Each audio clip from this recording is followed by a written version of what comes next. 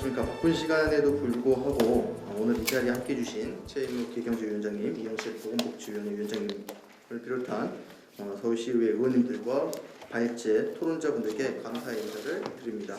교육위원회 소속 서울시의원 이동현입니다.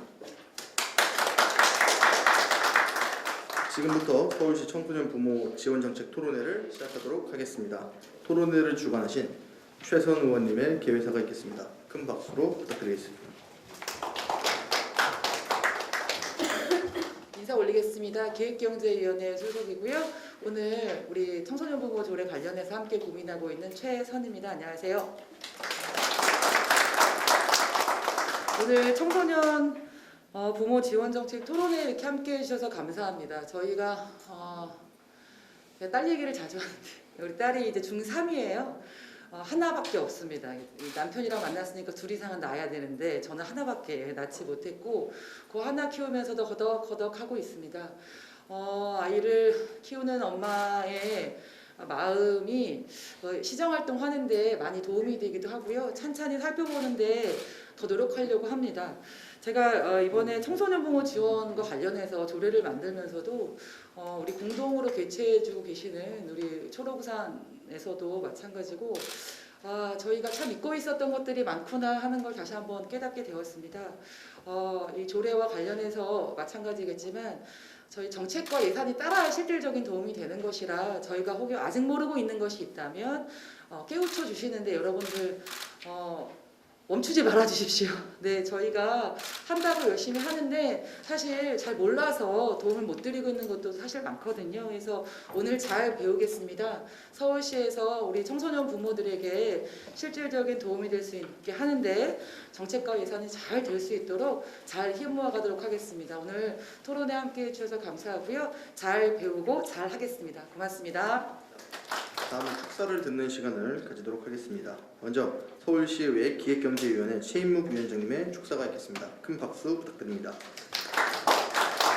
먼저 오늘 토론회를 정말 축하를 드리고요. 우리 최선 우리 기획경제위원회 우리 위원님과 그리고 이영실 우리 보건복지위원회 위원장님 준비해 주시느라고 수고도 많이 하셨고 정말 감사의 말씀을 드립니다. 우리 이동현 우리 의원님도 오늘 사회를 맡아주셨는데 바쁜 시간에 이렇게 시간 내주셔서 고맙습니다. 특히나 오늘 또 같이 우리 공동 주관을 해주셨네요. 초록우산 어린이재단하고 한국미혼모 지원 네트워크에도 특별히 감사를 드립니다. 사실 저희 의회에서는 항상 사회적 약자나 이런 계층을 많이 좀 찾아보려고 노력을 하고 있습니다만 이제서야 이제 또 지원을 할 수 있는 이런 그 토론회를 이제서야 한다는 것도 상당히 많이 늦은 감이 있다 이런 생각을 합니다. 물론 이번에 이제 국회에서도 이런 그 지원과 관련돼서 법안이 좀 조례안이 개정이 되었다는 이야기도 들었습니다. 아무튼 오늘 여러분들이 전문가분들이 다 오셨는데 토론회에서 조금 그 제도적으로 좀 보완할 수 있는 방법이 있으면 기탄 없이 좀 제시를 해주시고 저희 의회에서도 역시 그 최선 의원께서 말씀하신 바와 같이 지원을 할 수 있다는 것은 항상 예산이 뒤따르는 거기 때문에 여러분들이 이런 그 조례를 제정할 때는 조금 정말 잘 해주셔야 이 조례가 정말 앞으로도 실효성 있고 잘 나갈 수 있을 거다 이런 생각을 합니다.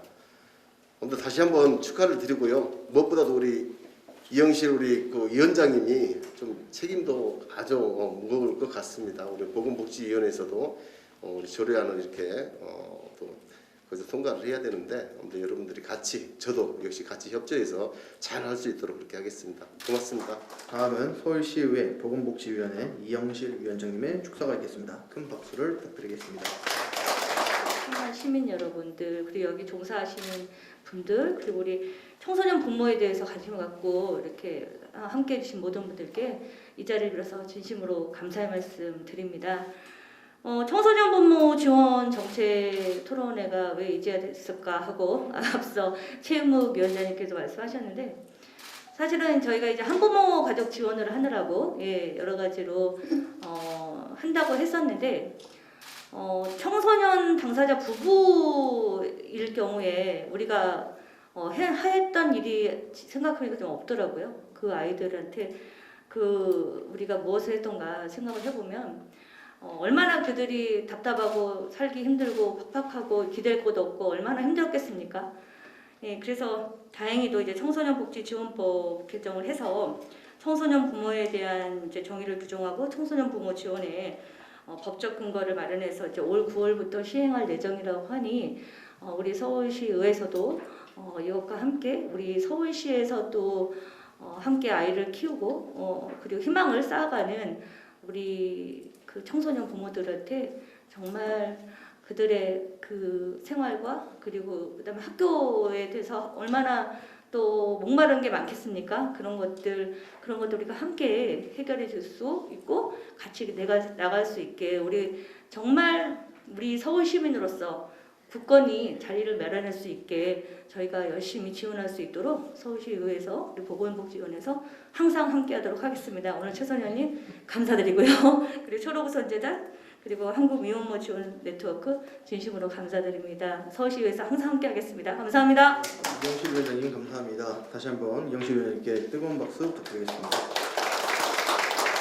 네, 다음은 외국에서 두 분의 축사를 듣도록 하겠습니다. 우선 한국미혼모 지원 네트워크 오영나 대표님의 축사가 있겠습니다. 큰 박수로 맞이해 주시기 바랍니다.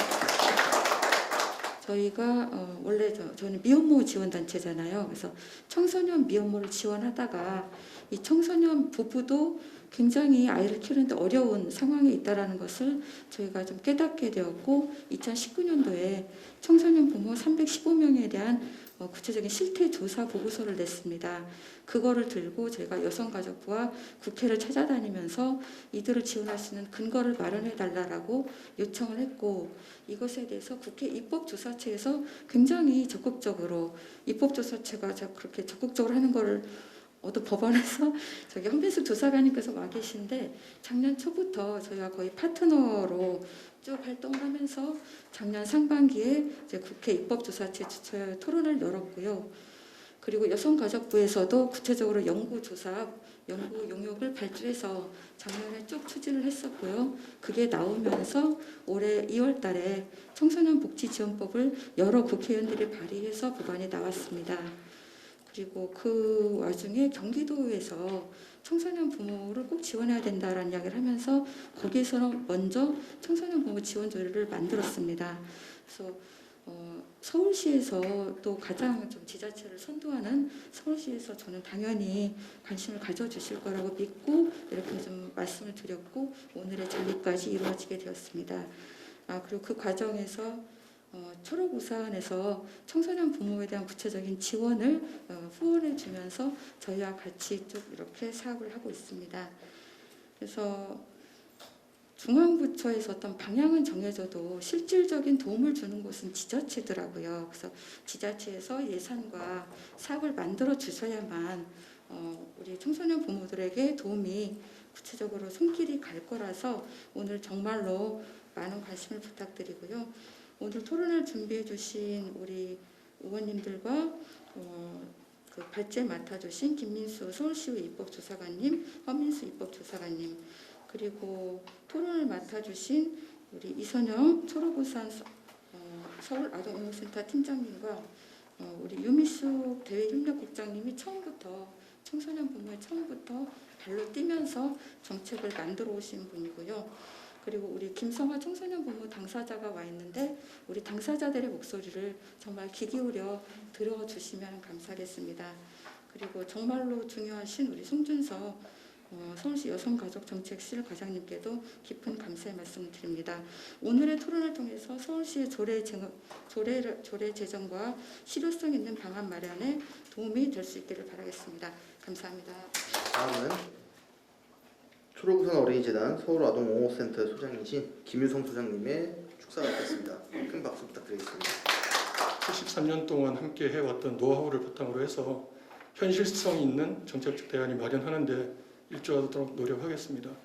시간이 없는 관계로 짧게 하겠습니다. 함께 해주셔서 감사드리고 앞으로도 손잡고 함께 가겠습니다. 감사합니다.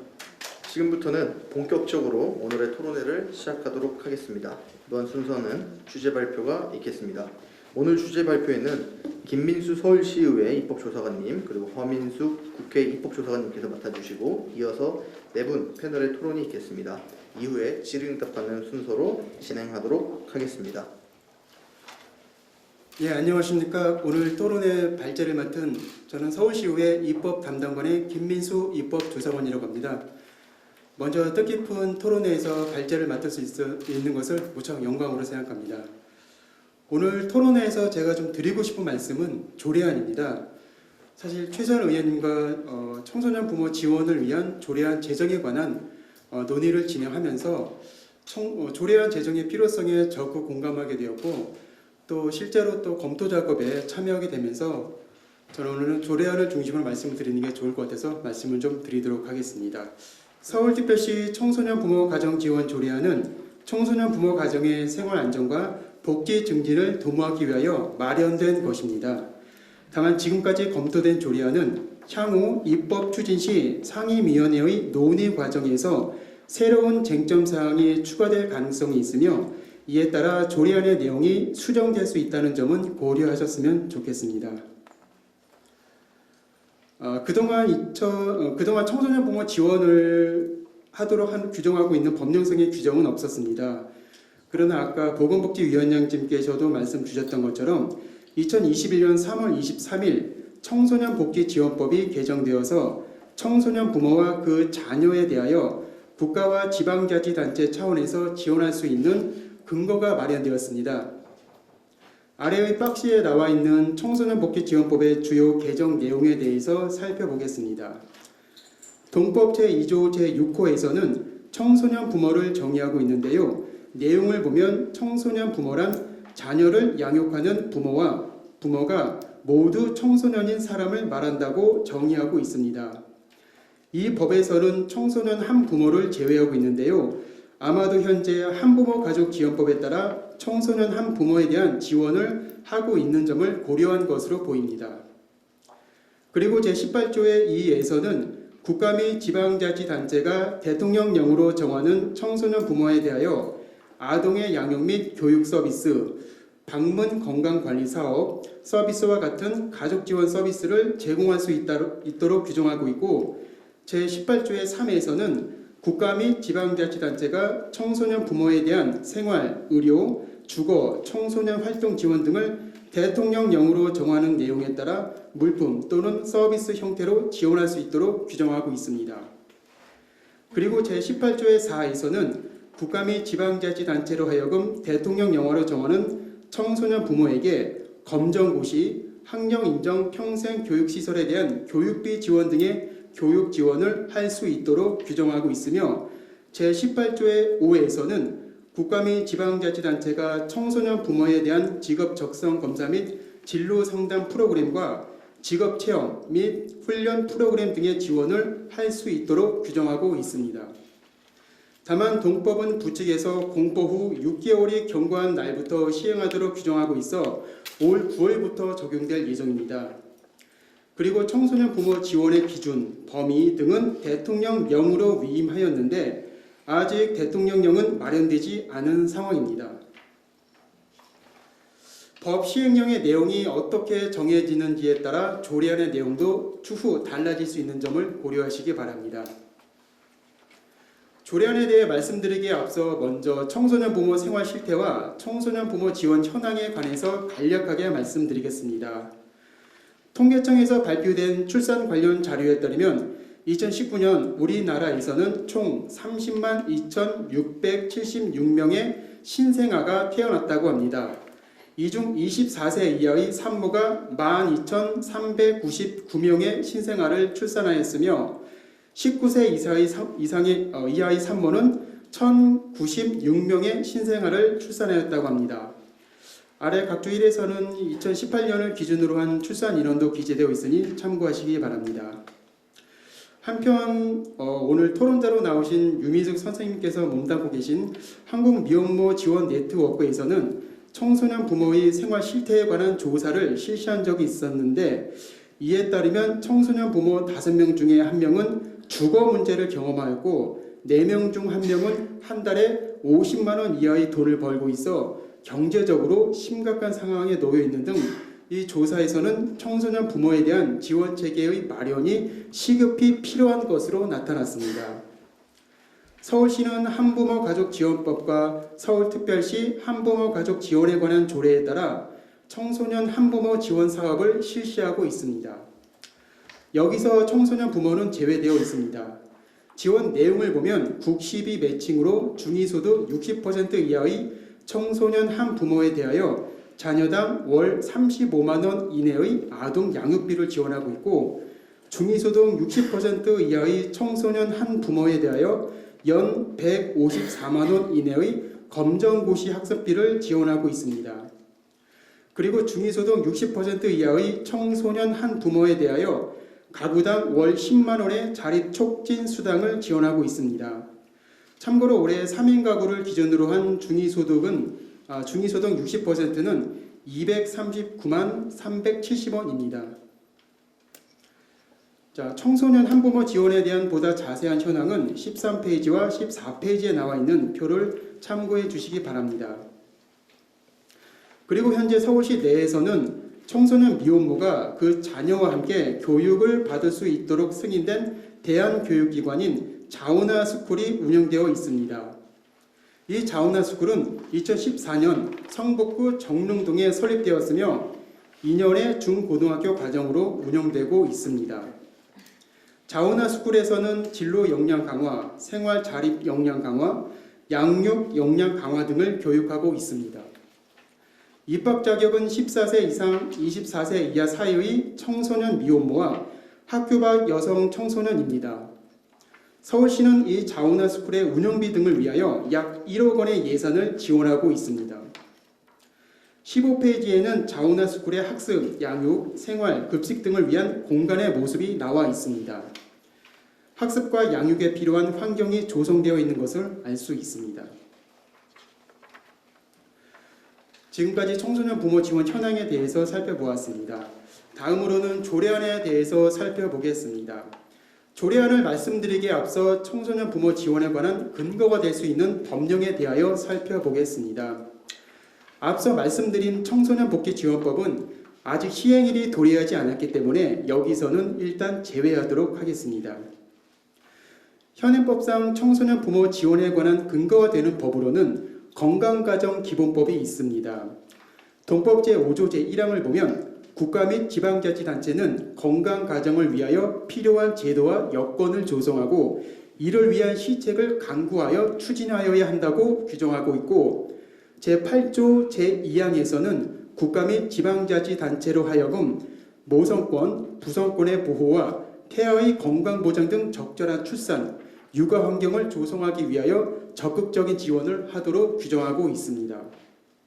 그 밖에 제21조에서는 가정이 원활한 기능을 수행하도록 국가 및 지방자치단체가 가정에 대해 지원하도록 규정하고 있습니다. 청소년 부모로 이루어진 가정도 이를 근거로 하여 가족 구성원의 욕구가 충족되고 인간다운 삶이 보장되는 가정이라고 할 수 있는 건강가정이 되기 위하여 지원을 받을 수 있을 것입니다. 그리고 이와 같은 청소년 부모 지원에 관한 사항은 지방자치법 제9조 제2항 제2호 가목의 주민복지에 관한 사업 및 라목의 청소년의 보호와 복지 증진에 관한 사항으로 자치사무에 해당합니다. 그렇기 때문에 청소년 부모 및 그 자녀 지원을 위한 조례의 제정은 가능하다고 볼 수 있습니다. 다만 조례안 제정의 필요성, 조례안의 내용 등에 대하여는 다양한 의견이 있을 수 있을 것입니다. 다음으로 조례안의 제명에 대해서 살펴보겠습니다. 조례안에서는 제명을 서울특별시 청소년 부모 가정 지원에 관한 조례안으로 규정하고 있습니다. 조례안에서 바라보는 청소년 부모는 단순히 청소년이 아니라 가정을 꾸린 부모로서의 청소년으로 보고 있습니다. 그리고 청소년 부모와 그 자녀를 포함하는 가정의 성립을 인정하여 이에 대한 지원을 하는 것이 필요하고 또 의미 있다는 인식에 기초하고 있습니다. 그렇기 때문에 제명을 청소년 부모 가정 지원 조례안으로 규정하였습니다. 다음으로 조례안의 주요 조문에 대해서 살펴보겠습니다. 먼저 조례안 제2조의 청소년 부모에 대한 정의를 보면 청소년 부모는 24세 이하의 법률혼과 사실혼 상태의 청소년 부부와 부 또는 모가 24세 이하인 청소년 한 부모로 규정하고 있습니다. 이렇게 규정한 이유는 청소년 기본법에서 청소년을 9세 이상 24세 이하의 사람으로 정의하고 있기 때문이며 또 법률혼뿐만 아니라 사실혼 관계에 있는 청소년 부모도 지원해야 할 필요성이 있기 때문입니다. 그리고 청소년 한부모 역시 이 조례에 따른 지원 대상에서 배제하지 않았습니다. 현재 청소년 한부모가 한부모 가족 지원법에 따라 지원을 받고 있더라도 이 조례안에 따른 지원 기준과 같지 않을 수 있기 때문입니다. 조례안 제5조에서는 지원 대상을 청소년 부모 가정의 생활 수준을 고려하여 시장이 정하도록 위임하고 있는데 그 지원 대상이 법에서 규정하는 대상보다 더 넓어질 수 있습니다.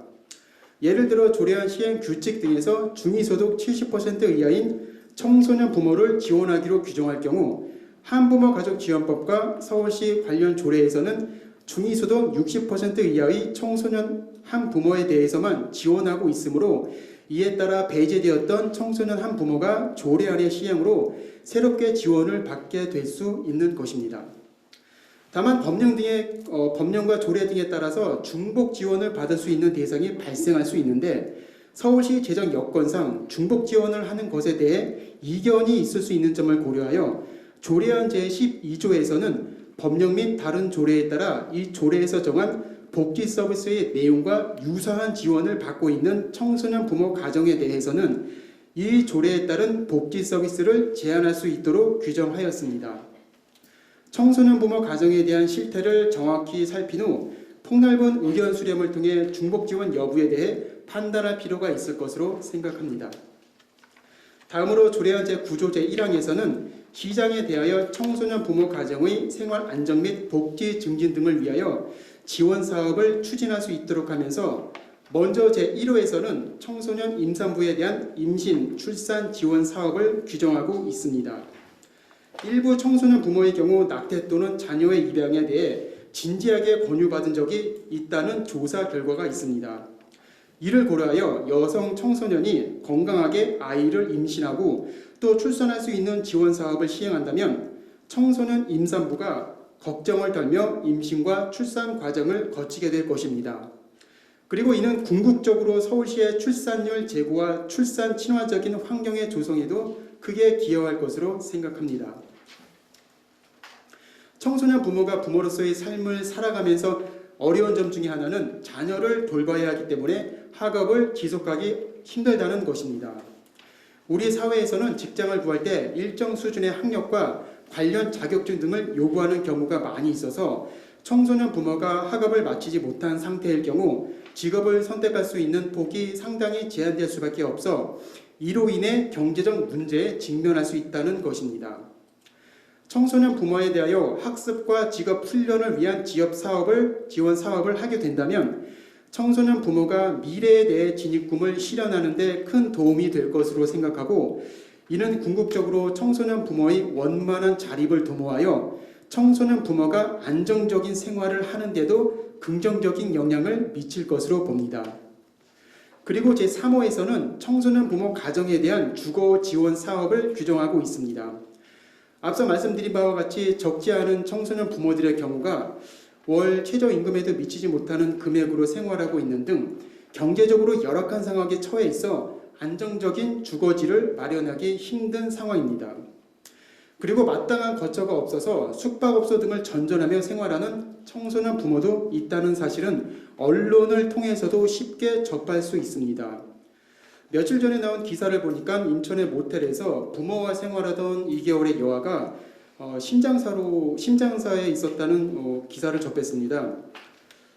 사실 이 사건에서 친모는 22살이고 친부는 27살이라서 저희가 규정하는 조례안에 따른 청소년 부모는 아닐 수 있습니다만은 젊은 청소년 부모의 삶이 여의치 않다는 부분을 보여주는 것 같다 무척 안타까웠습니다.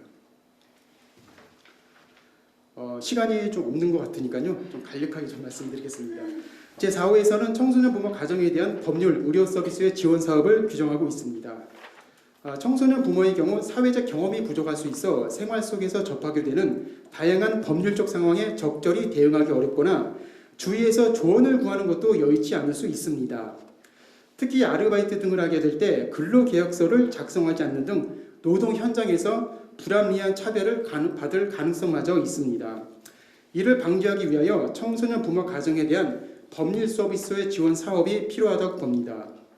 그리고 의료 서비스 지원 사업을 규정한 것은 청소년 부모의 어린 자녀의 경우 면역력이 약한 시기이기 때문에 건강하게 성장할 수 있는 육아 환경이 제공되지 않으면 각종 질병에 걸리거나 시달리기 쉽습니다. 특히 열악한 환경에 처해 있는 청소년 부모라면 자녀가 아파도 제때 병원에 데리고 가지 못하거나 병원에 데리고 가더라도 병원비에 대한 부담 등으로 치료를 지속하기 어려울 수 있습니다. 이는 청소년 부모 스스로가 아플 경우에도 마찬가지입니다. 결국 청소년 부모 가정 구성원이 아플 때 제때 치료가 되지 않는다면 가정의 행복 및 화목이 저해될 수 있을 것으로 봅니다. 그렇기 때문에 의료 서비스의 지원은 필요하다고 합니다. 다만 법률 및 의료 서비스 지원의 구체적 방식에 관하여는 청소년 부모의 의견 등을 경청하거나 관련 전문가 등의 자문 등을 거친 후에 적절한 지원 방법을 마련할 수 있을 것입니다. 그리고 조례안 제9조 제2항에서는 서울의 각 자치구나 단체 등에서 청소년 부모 지원에 관한 사업을 추진할 경우 서울시에서 재정적으로 지원할 수 있도록 규정하고 있습니다. 이는 청소년 부모 지원을 위한 저변을 확대해 나가겠다는 취지로 마련된 조항입니다.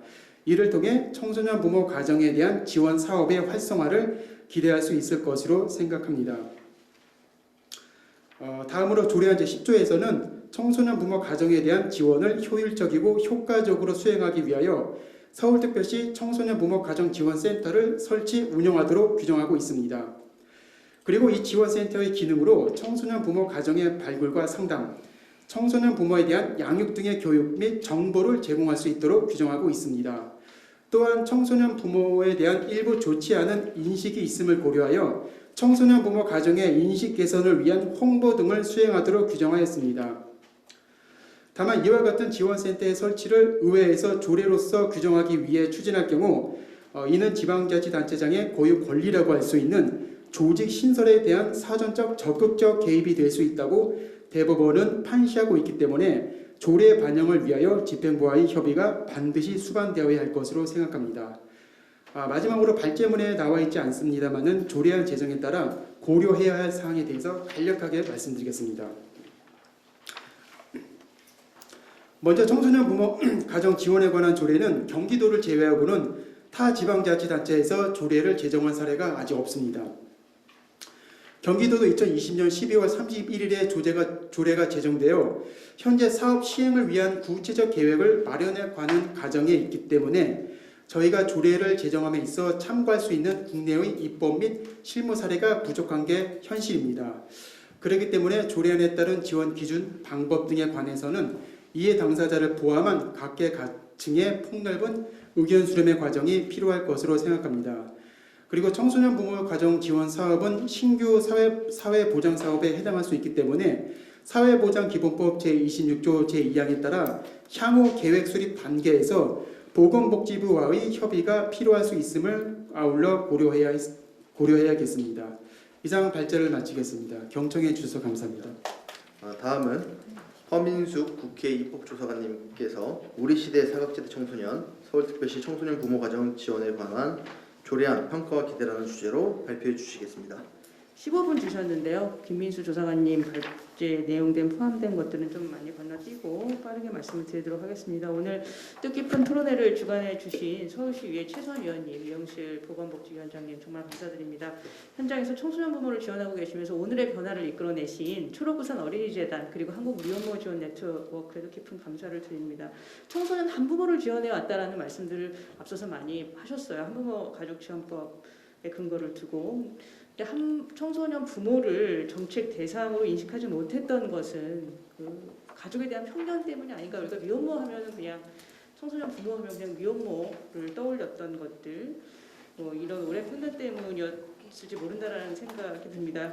뒤에 잠깐 말씀드리겠지만 민간에서 실시한 적이 있죠. 근데 좀 주목할 만한 점은 이 발제문에 실지는 못했지만 청소년들이 직접 양육하는 사례가 증가하고 있습니다. 2015년도에 청소년 미혼모들이 15.7%였거든요. 10대로 국한해서 봤을 때. 근데 2019년도 24.2%로 증가했어요. 이것은 아마 아이를 같이 키우고자 하는 청소년 부모도 아마 증가 추세에 있을 것이다라는 것을 예측 가능하게 하는데요. 왜냐하면 지금 현장에서 이들이 출연하고 있고 정책 대상으로 삼아야 되겠다고 이렇게 보신 것 자체가 이들이 좀 증가하고 있는 것이 아닌가 이런 좀 생각을 하게 됩니다. 9월 24일에 이제 시행을 앞두고 있죠. 법이 이제 통과되었는데 그 과정에서 아까 오영남 대표님 말씀하신 것처럼 사실 의원님들은 이런 사실들이 있었느냐라고 사실은 반가워하셨어요. 그러니까 지금 서울시 의원님들도 마찬가지고 취약계층 약자들을 돌보고자 하는 마음에는 거의 뭐 공통된 마음을 가지고 계시기 때문에 다만 이제 실태를 정확하게 알 수가 없다. 아까 김민수 조사관님 말씀하신 것처럼 굉장히 경제적으로 어렵고 또 고등학교 중퇴 이하의 학력이 32%에 이르고 뭐 초졸, 중졸 뭐 한 이 정도라는 거죠. 현재 경제활동을 하고 있지 않다고 응답한 비율이 61%.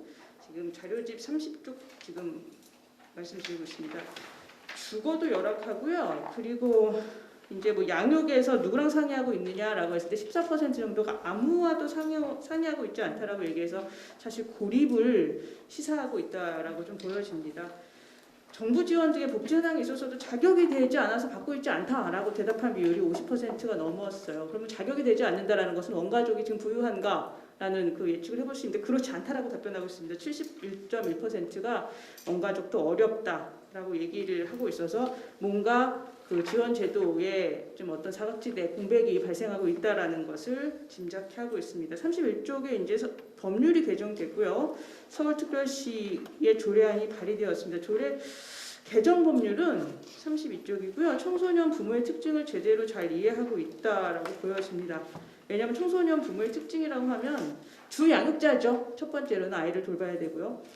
하지만 이 아이를 돌봐야 된다라고 해서 이들이 성인이 되었다라는 것을 의미하지 않는 거죠. 그래서 두 번째로는 이들도 역시 보호와 관심과 돌봄이 필요한 그러한 청소년들이다.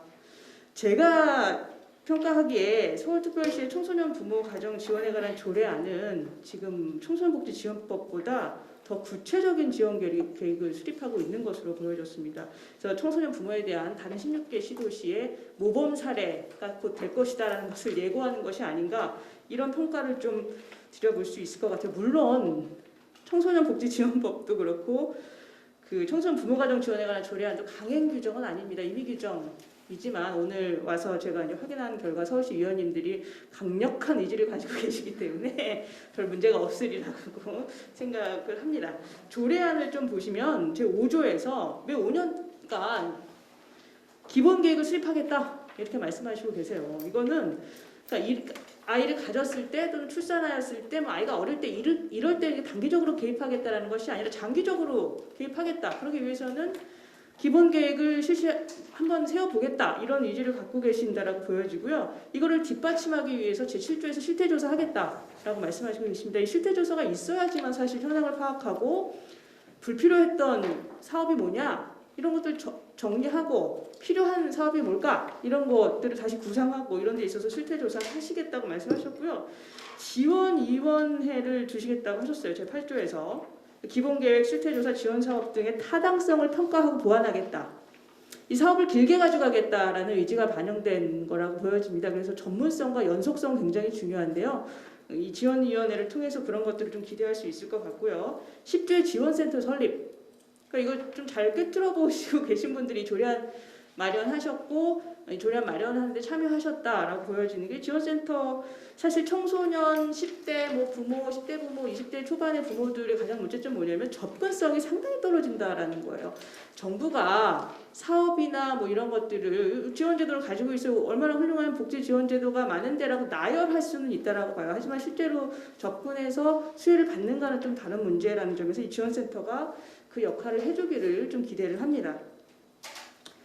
청소년 부모 지원 정책은 두 가지 한계를 극복해야 할 과제가 있죠. 첫 번째는 이들이 청소년이라는 데 좀 주목을 해야 된다는 겁니다. 현재 청소년 부모 양육 지원은 주 양육자로 그 청소년 부모를 보고 산모진 생활관리, 아이돌봄 지원, 아동 양육비 지원, 자녀 양육에 초점을 두고 있어요. 하지만 아까 말씀드린 것처럼 이 청소년 이 친구들도 지금 성장하고 발달하고 자라야 되고 과거에 상처가 있다면 치료를 받아야 되는 자들이라는 점에서 이게 단기적이고 이런 산모신 생활관리 15일 나오고 있나요? 뭐 이런 걸로는 지금 좀 부족하다. 또는 양육비를 현금으로 지원하는 거 이런 걸로 좀 부족하다 이런 좀 생각이 듭니다. 두 번째 뭐냐면은 청소년 부모가 굉장히 물론 그런 부모도 있을 거예요. 굉장히 정신적으로 탄탄하고 정서적으로 겨려감이 없어서 지금 제도들을 잘 활용해서 잘 자립할 수 있는 청소년 부모가 반드시 있을 거예요. 분명히 있을 거예요. 하지만 그렇지 못한 청소년 부모도 있을 것이라는 것을 짐작하기 어렵지 않은데 그렇다면 이들이 열심히만 하면 자립할 수 있어라고 격려를 할 것이 아니라 정서적으로 얼마나 흔들리고 있는가, 과거의 가정폭력이나 학대나 방임 등의 사유로 얼마나 지금 이 지원 제도들을 이용하기 어려운 측면에 있는 것은 아닌가 뭐 이런 것들. 또 그러기 위해서는 저희가 2014년도에 유럽연합에서 굉장히 중요한 보고서가 나왔는데 한부모 가족 청소년 부모 지원할 때 가장 핵심은 학업이라고 그랬어요. 학업 성취가 있어야지만 조금 더 나은 직장, 조금 더 나은 급여에 접근할 수 있기 때문에 근데 지금 제도로는 검정고시 학습비를 건네주고 있거든요. 또는 실비를 교육비 실비 지원해주고 있는데 그러려면 아이를 누군가가 돌봐줘야 되잖아요. 근데 이런 구조적인 시스템들이 좀 갖춰지지 않은 거 이거 이제 서울시에서 해주실 거라고 생각합니다. 미국의 좀 사례를 좀 가지고 와봤어요. 1977년도에 데이비스 올드라는 교수가 연구를 시작합니다. 뉴욕의 엘미라시에 살고 있었나 봐요. 근데 그때 그 뉴욕주의 엘미라시에서 가정방문 서비스를 했던 거예요. 그래서 그 청소년 부모의 특히 미혼모의 집에 아기가 만 2살에 이르는 시점에까지 계속 누군가가 갔다는 거예요. 그래서 아이도 살피고 엄마도 살폈어요. 이 추정 연구를 동일 대상으로 한 추정 연구를 무려 15년 동안 진행을 합니다. 결과가 어떻게 나왔냐면 당연히 이 개입하는 가정의 결과가 너무 좋다라는 그런 연구 결과가 발표됐어요. 이것이 매우 강력한 근거가 돼서 미국에서 1999년도에 가정방문 서비스 제도가 전격 도입됩니다. 지금 2020년 12월 기준에 34만 2,766가족에게 서비스를 제공했고요. 현재는 38,756가족이 이 지원을 받고 있습니다. 미국은 그 미혼모 10대 청소년 미혼모에게서 태어나는 아동의 수가 굉장히 많아요. 2019년도에 17만 명이 넘었어요. 우리 지금 1,106명인가 이렇거든요.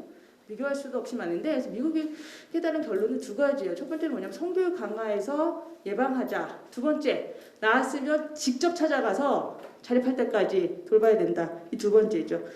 미국의 그 34페이지에 어떤 효과들이 있었냐 이런 것 좀 가지고 와봤습니다. 청소년 산모의 임신성 고혈압이 35% 감소하고 조산이염이 20% 감소하고 자녀가 2세에 이르는 시점에서의 그 엄마의 취업률이 2배 상승했대요. 고교 학력 취득 10% 증가 등의 성과를 보였고요. 굉장히 인상적인 것은 이 방문 서비스 제도가 딱 끝난 다음에도 그 효과가 쭉 지속되었다라는 거예요. 35쪽 위에 보시면 청소년 부모가 탈수급하는 그 복지 수혜율 20% 감소했고 사망률 30% 감소가 어떻게 읽히냐면 자살하는 비율이 상당히 많이 감소했다라는 절망과 두려움과 이런 것 속에서 자살하는 비율이 감소했다라고 보여집니다. 범죄율 61% 감소했고요. 혼인 등 안정적 가족을 이루는 비율이 30% 증가했고 또 아동의 경우에도 엄마랑 단둘이 남겨져서 우울한 엄마, 좌절하고 절망하고 알코올 중독되어 있는 엄마 곁에서 홀로 남겨진 아이 이렇게 좀 연상이 되잖아요. 그래서 언어 지체가 50% 감소했고 학대 및 방해 48% 감소. 누가 찾아오잖아요. 그리고 출생 후 2년 동안 상해 및 영양 섭취 문제 39% 감소, 사고 등에 의한 응급실 이송 56% 감소 등 효과가 보고되었고 이 아이들이 나중에 공부를 잘하게 되는 그 가능성도 매우 커졌다라는 거죠. 그래서 이 좋은 제도를 왜 시행하지 않느냐? 라고 얘기를 했죠. 영국에서 2007년도에 이 제도를 들여옵니다. 제가 여기다 담지 않았고 이 보고서는 며칠 전에 국회에서 보고서로 나갔어요. 그래서 위원실 여러 곳에서 그 전화를 받았습니다. 그 내용이 좋다. 이거를 발의를 하시겠다라는 위원실이 계셔. 그래서 영국에서는 2007년도에 이걸 시범사업으로 들여와서 10개 지역에서 일단 이걸 했었어요. 근데 여기서도 굉장히 효과가 좋은 거예요. 영국은 훨씬 더 자주 방문해요. 그 아기가 22살에 이르기까지 64회 방문합니다. 그래서 지금은 그 10개에서 시도됐었던 그 시범사업이 60개로 늘어났죠. 그리고 동단 연구라고 하죠. 동일 대상을 집단으로 수년의 세월이 흘렀을 때 어떤 결과가 나오냐, 지금 영국에서 7년이 흘렸을 때 어떤 결과가 나오냐라는 것을 이제 올해 발표를 했는데 역시 그 굉장한 그 들이는 예산에 비해서 효과가 있다라고 평가를 하고 있습니다.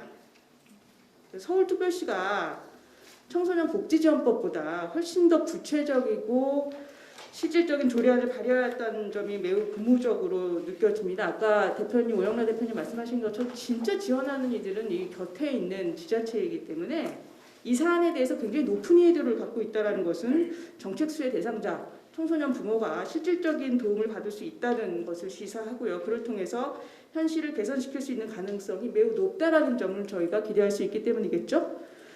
앞서 말씀드린 것처럼 청소년 부모는 부모기도 하지만 청소년이라는 점, 자녀의 성장과 발달을 지원해야 하는 책임과 의무가 있는 반면에 또 상당한 수준의 돌봄과 지원, 지지를 필요로 한다는 점에서 미국에서 1996년도에 도입하고 영국에서 2007년도에 도입했던 가정방문 서비스 제도의 전격 도입을 한번 기대해 보겠습니다. 2020년도 2월 22일에요.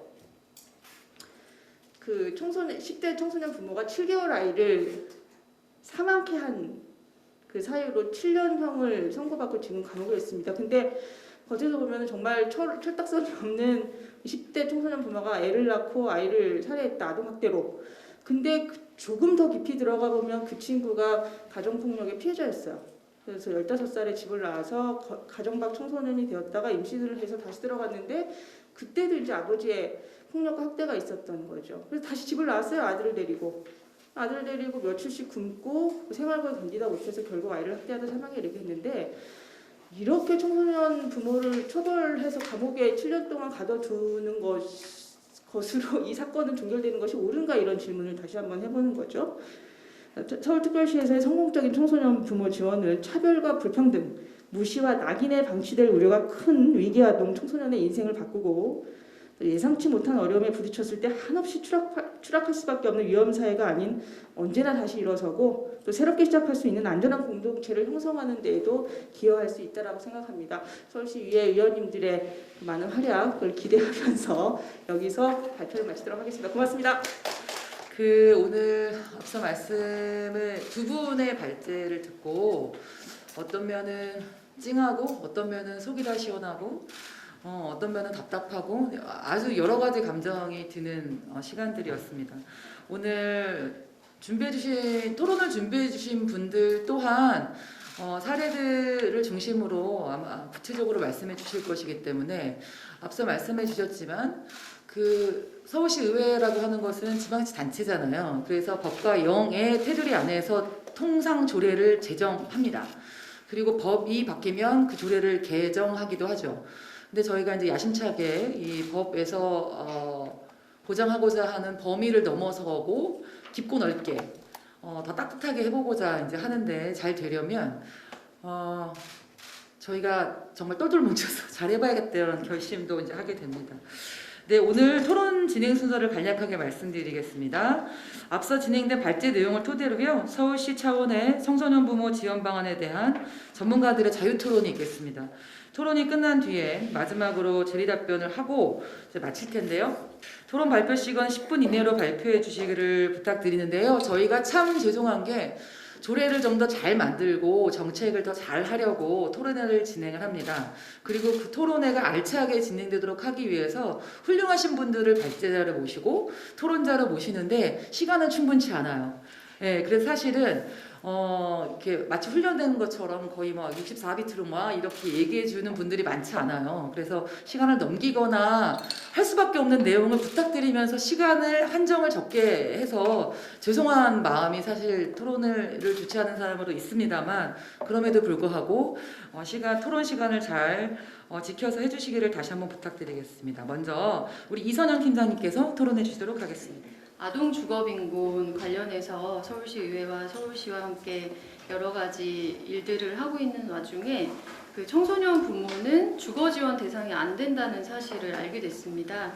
그래서 오히려 홀로 아이를 키우는 분들은 한부모 지원 혜택을 받을 수 있는데 부부일 경우에는 시설 입소도 안 되고 주택도 지원받을 수 없다라는 사실을 알게 되어서 이 청소년 부모가 정책 대상이 아니라는 것을 발견하게 되었고, 그리고 또 안타깝게도 앞에서 많이 언급해 주신 것처럼 아동학대 최근 통계를 보면은 10대, 20대 부모에 의한 학대가 안타깝게 늘고 있습니다. 그리고 뭐 극심한 학대, 굉장히 심각한 학대 사례들이 좀 많이 보도가 되고 있는데, 이것이 이제 한두 사람의 문제가 아니라 좀 반복적으로 발생을 하고 있다면 이것을 사회 문제로 보고 어떻게 원인을 좀 살펴보고 대책을 마련할 것인가, 이런 것에 대한 좀 문제의식을 가지고 청소년 부모 문제에 관심을 갖게 됐고요.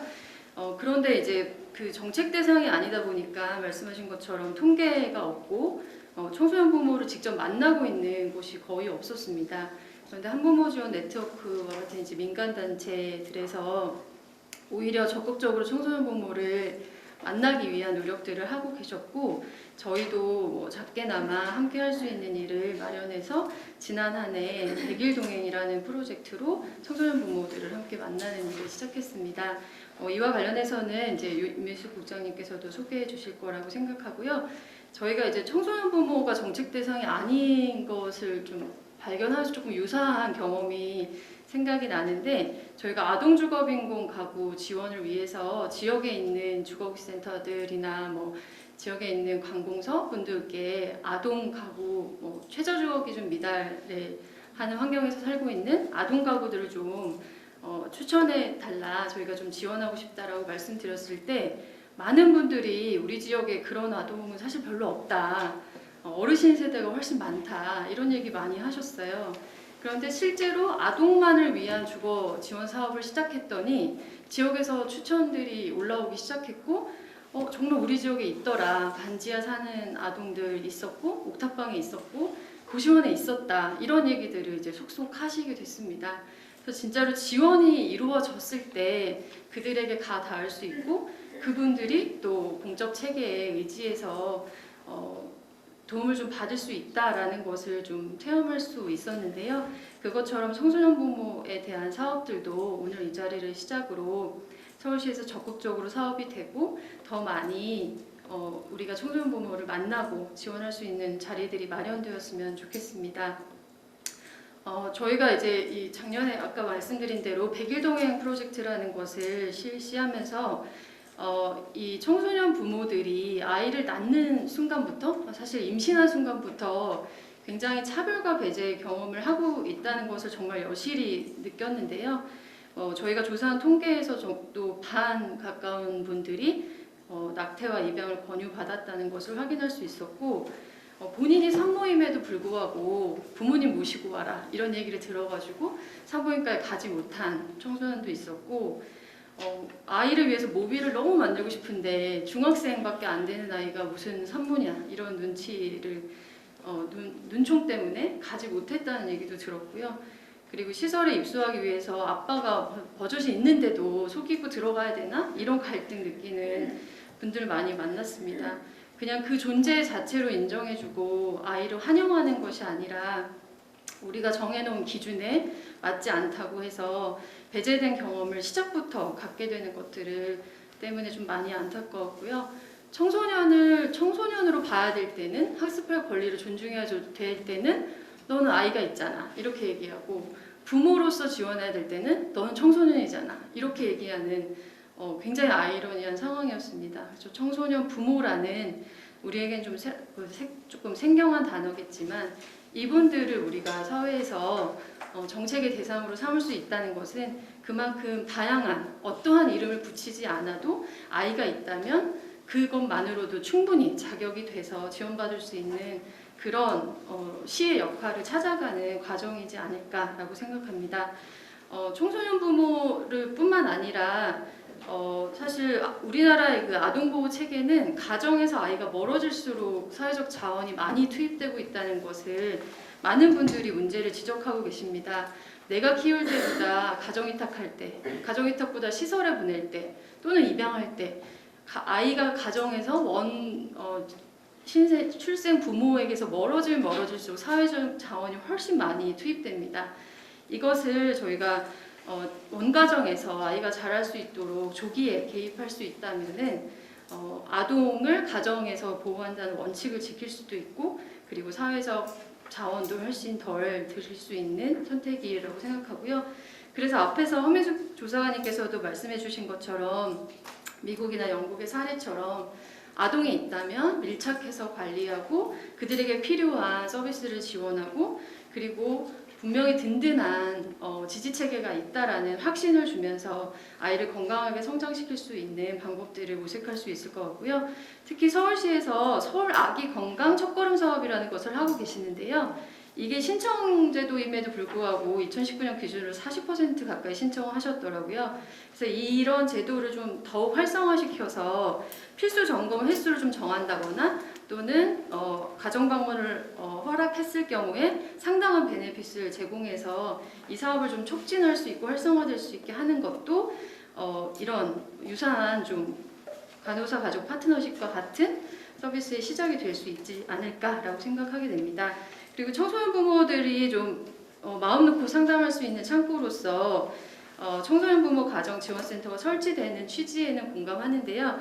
이제 저희가 이제 여러 가지 사업을 하다 보면은 다문화 가족, 워킹맘, 한부모, 청소년 부모 이렇게 굉장히 분절되어서 서비스가 제공되는 경우가 많습니다. 그래서 이것들이 좀 잘 유기적으로 서비스가 지원이 되고 중복은 되더라도 누락은 되지 않도록 어떻게 지원센터를 만들 것인가에 대해서 충분한 좀 고민이 필요해 보입니다.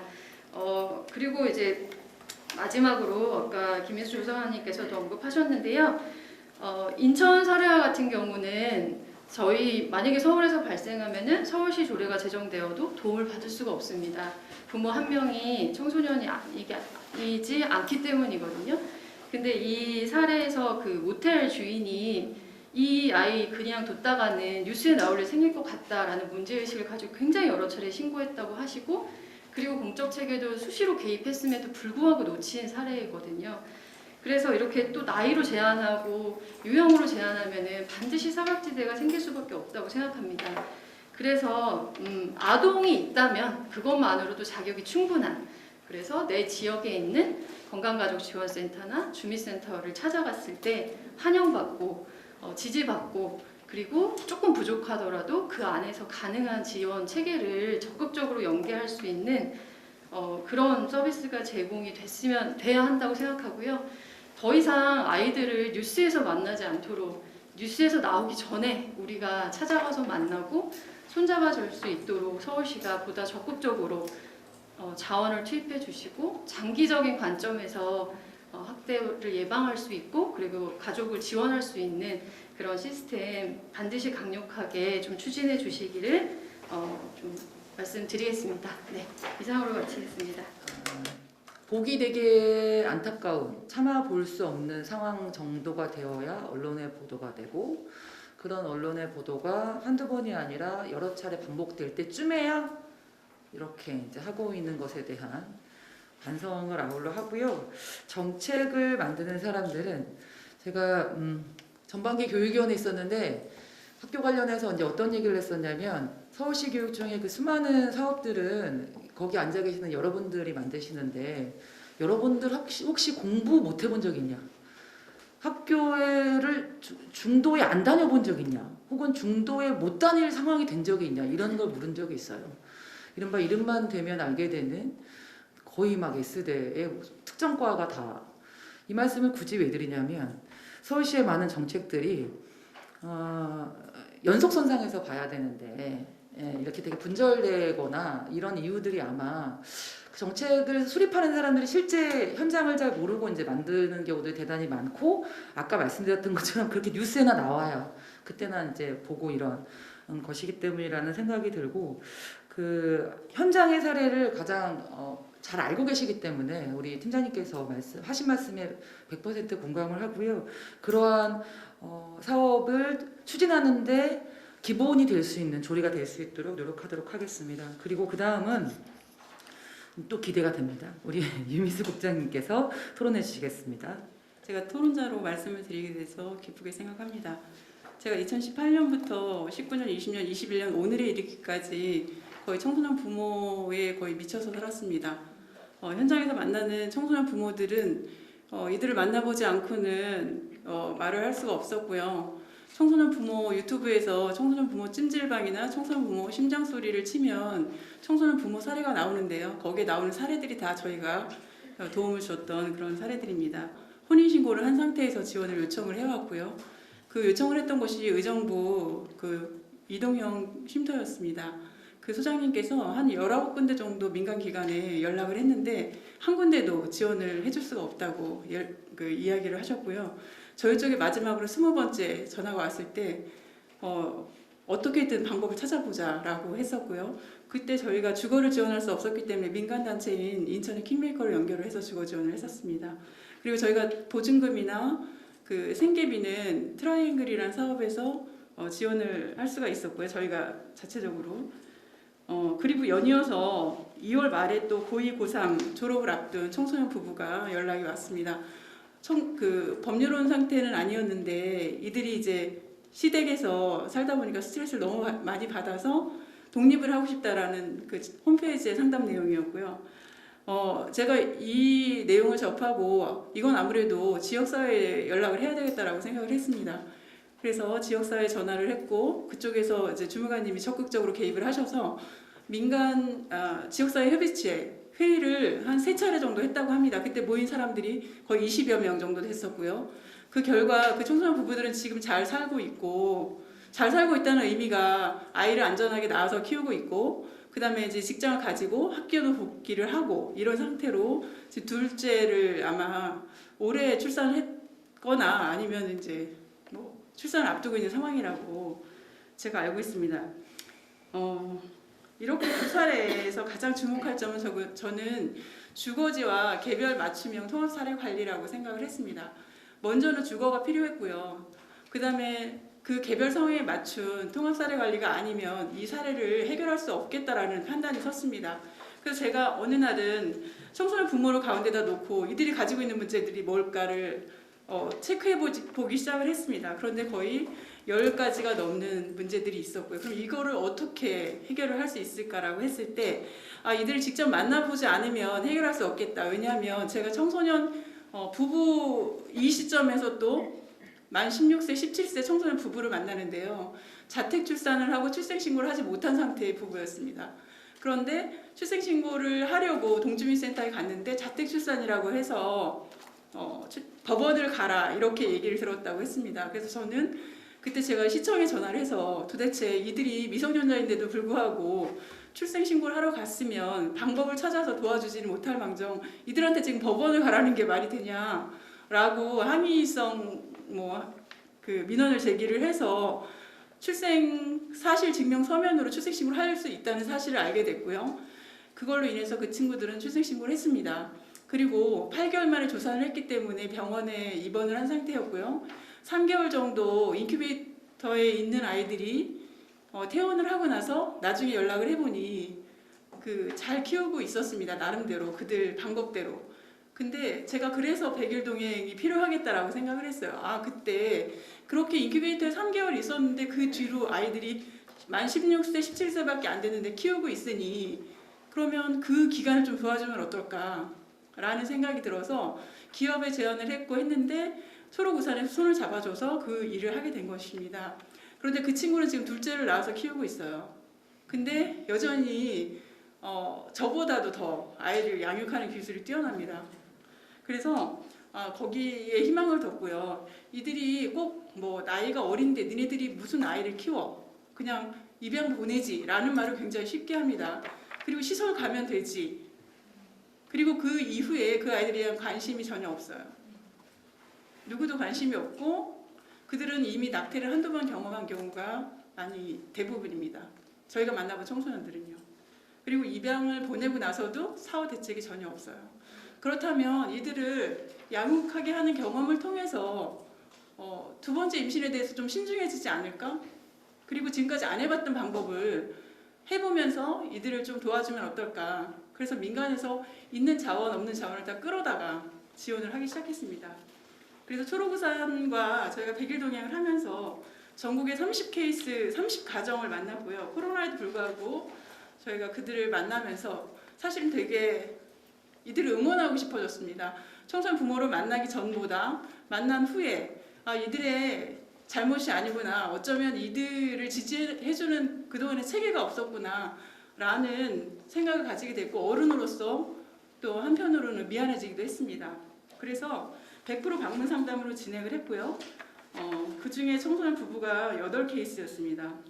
그리고 일반이라고 하는 여기 주거 형태를 보시면 43페이지에 보시면 주거 형태가 일반이 9가구가 나오는데요. 일반이라고 하는 거는 그냥 월세에 살고 있는 경우를 얘기합니다. 그래서 이 친구들을 저희가 다른 그 초록우산 자원 플러스 저희 자원, 그다음 외부 자원 끌어다가 신혼부부 임대, 전세 임대를 신청할 수 있게 다 도와줬고요. 이들이 10가구 정도가 그 전세 임대로, 신혼부부 전세 임대로 주거 상향을 했습니다. 그리고 산후조리도 있었고요. 그다음에 아이돌봄, 저희가 이제 가장 중요하게 생각하는 게 아이돌봄이었는데 이들이 그 아이를 낳고 본인의 시간을 가진 경험이 없기 때문에 가질 시간이 없었기 때문에 본인도 휴식을 좀 취하고 하라고 저희가 아이돌봄을 중점으로 진행을 했습니다. 그리고 응원의 의미에서 사진 촬영도 100일 사진이나 가족 사진이나 돌사진을 진행을 했고요. 그다음에 개별 맞춤형 통합 사례 관리가 중요하다고 생각했던 거는 이 개별 가정에 초록우산과 같이 협의를 해서 운전면허를 지원을 했습니다. 2가정에. 그래서 운전면허 취득을 하고 그 운전면허 자격을 취득한 걸 가지고 직장으로 연결해서 일할 수 있게끔 도왔습니다. 그리고 저희는 2번째 임신에 대해서 좀 신중함을 가져야 되지 않을까라는 생각에서 26가정의 성상담을 진행을 했습니다. 총 1가정에 5회기씩 진행을 했고요. 그 결과 성에 대한 지식을 전혀 모르고 있는 경우도 많았고 이 임신이 계획된 임신이 아니었다라는 것도 알 수 있었고요. 2번째 임신에 대한 신중함 그런 것도 알려줄 수 있었습니다. 그리고 또 유의미한 거는 금융상담이었는데요. 이들이 청소년을 벗어나면서 부채가 거의 다 대부분 있습니다. 그런데 부채가 있는데 생활비를 빼서 부채를 갚고 있어요. 이자를. 근데 그 부채가 적게는 500만 원에서 많게는 정말 수천만 원까지 있는 경우가 많았습니다.